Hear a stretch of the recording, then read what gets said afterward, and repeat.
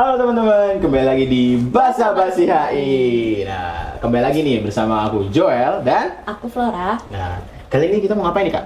Kali ini kita akan kedatangan satu bintang tamu yang kemarin itu aku lihat IG story-nya itu kayak, dia lagi ngapain ya? Sibuk banget kayaknya. Lagi ada job kayaknya ya? Iya. Atau lagi ada sensasi Kak? Apa Jangan enggak? ya, jangan ya. Oh, Ada jangan. job, ada job. Ada job berarti ya, ada sesuatu. Kayaknya menarik sih buat kita bahas lebih lanjut ya Kak ya. Jangan. Bukan cuma buat kita aja, buat kalian juga. Bener Ini banget bakal dong. memotivasi kalian. Jadi kita bakal bantu teman-teman untuk ngulik bersama-sama nih apa sih yang jadi kegiatan beliau gitu kan. Nah langsung aja kita panggilin orangnya. 1, 2, 3.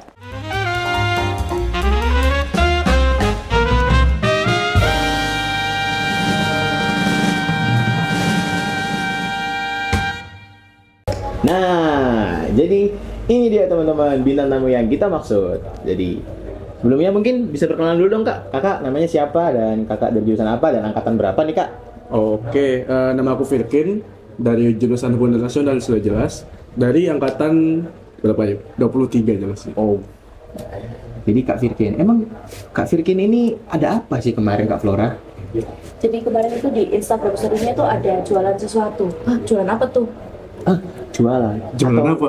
Jualan apa tuh? Ada inovasi gitu ya mungkin ya? Iya. Inovasi. Oke, mungkin sebelum kita lebih jauh lagi, mungkin kita bisa mengulik sedikitnya dari Kak Firkin nih tentang kalau menurut Kak Firkin sendiri nih, pribadi, apa sih Kak pentingnya inovasi bagi kita seorang mahasiswa gitu Kak? Mungkin apakah kita masih punya umur yang muda ini, mungkin ada inovasi atau mungkin ada pentingnya apa sih Kak untuk berinovasi atau mungkin membuat suatu produk atau mungkin membuat suatu jasa itu Kak? Oh, inovasi ya? Iya, mungkin inovasi sendiri deh kan Kak, Kakak bisa jelasin.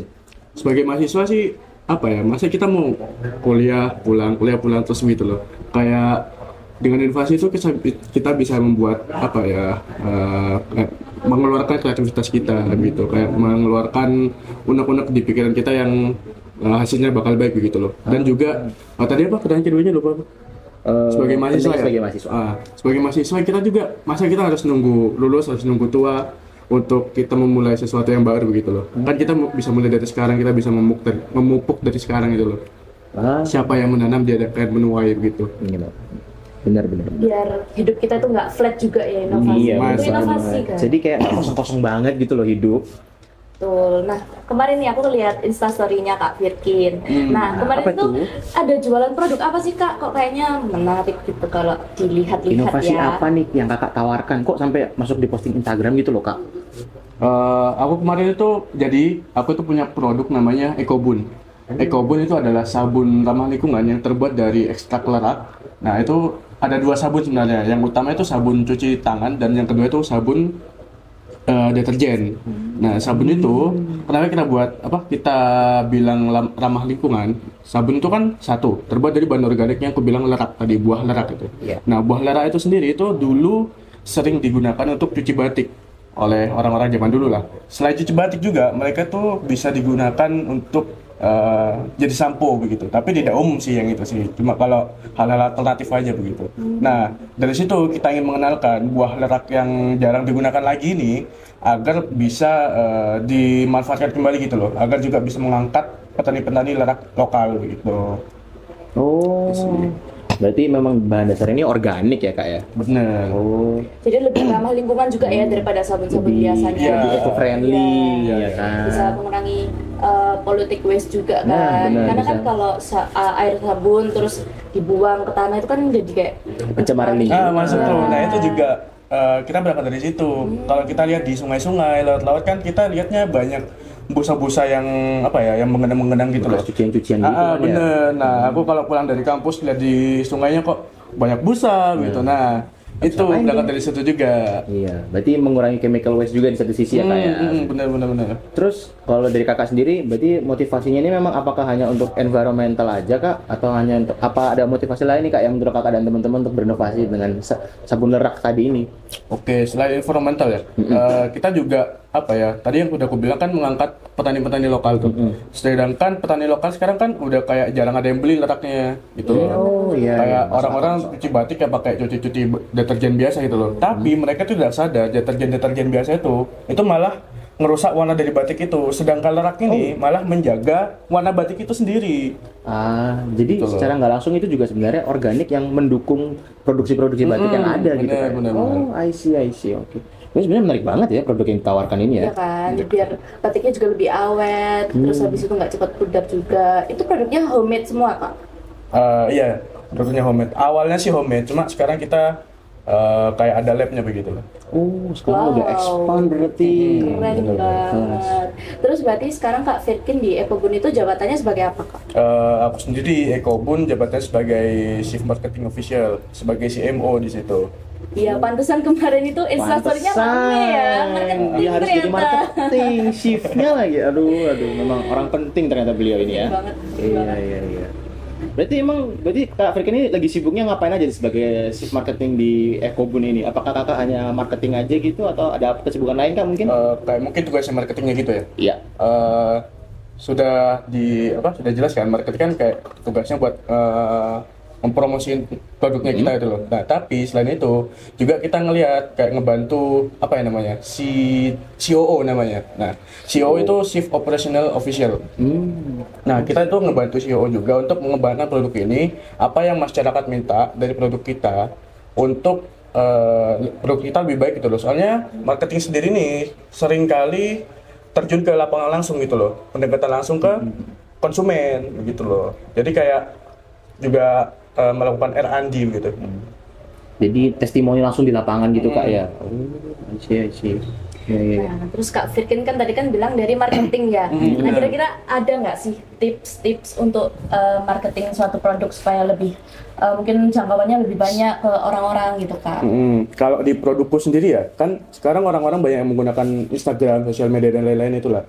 Nah, kita untuk marketingnya fokusnya itu ke sosial media, Instagram dan sebagainya. Kalau marketing yang offline, kita itu ikut-ikut event-event yang sudah dilaksanakan gitu. Misalnya event kemarin di kampus di Giriloka. Nah, kita ikut event itu kayak pendekatannya ke konsumen itu lebih nyata begitu loh. Iya.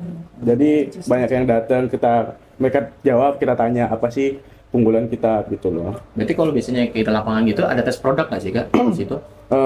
Tes produknya sih waktu kita research and development itu tadi. Jadi kayak kita cari formulanya begitu loh, yang cocok kemana. Kalau misalnya gagal kita cari lagi formulanya. Gitu. Berarti di lapangan memang tugasnya mempromosikan Ya, supaya tinggal menggait langsung konsumen dijual, aja iya. gitu ya. I see. Oke. Terus kalau cara kakak, karena pasti kan kakak udah expand dan sekarang katanya punya lab dan sebagainya. Ini pasti kan otomatis butuh modal dong dari investor. Nah, mungkin benar. ada cara nggak sih kak, atau mungkin strategi khusus di mana kakak bisa menggait investor supaya mau berinvestasi di produk kakak ini dan teman-teman mungkin? Oh, itu menggait investor ya? Iya, Nah, benar. ini kan produk kita kan dibawahi oleh UPN ya. Nah, jadi di UPN itu ada kayak programnya sendiri, namanya itu Demo Day. Kemarin aku sempat 3 hari kalau nggak salah di Ibis Hotel. Nah, di Ibis Hotel itu kita presentasi ke investor-investor untuk menggait investor itu tadi. Kita udah punya 2 investor. Satu dia nge-invest uang sebesar kalau nggak salah 1 miliar, dan satunya itu juga dia tuh nge-invest tempat produksinya di Sidoarjo lebih tepatnya. Jadi investasinya juga nggak harus berupa uang berarti kak ya? Iya, Bisa juga berupa bisa tempatnya itu loh. Manufakturnya langsung gitu ya? bener. Hebat. Berarti bagus banget ya Iya marketingnya ya? kan, marketing yang Sampai bagus. bisa Terus dapet investor loh. Iya kan, kalau investornya percaya berarti produknya juga bagus. Harusnya pasti bagus ya dong. kan? Nah, karena berdasarkan dari cerita-cerita itu tadi, mungkin ada nggak sih tips and trick buat mahasiswa UPN yang lain mungkin mau bikin produk inovasi juga, ya. mungkin apa sih kak? Atau tips and mungkin trick? mereka mau menawarkan produk mereka itu gimana Iya. sih kak? Ada nggak tips dari kakak?